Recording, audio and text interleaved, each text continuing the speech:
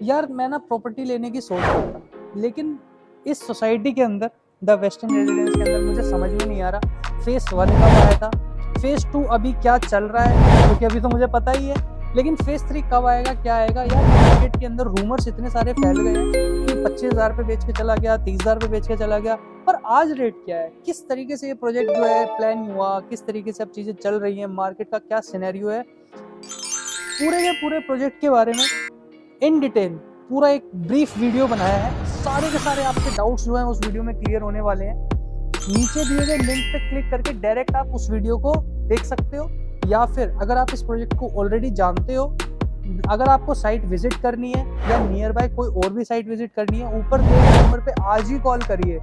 दिन पर दिन प्राइस जो है इंजन चालू है, बढ़ता जा रहा है रेट। धन्यवाद, नमस्कार।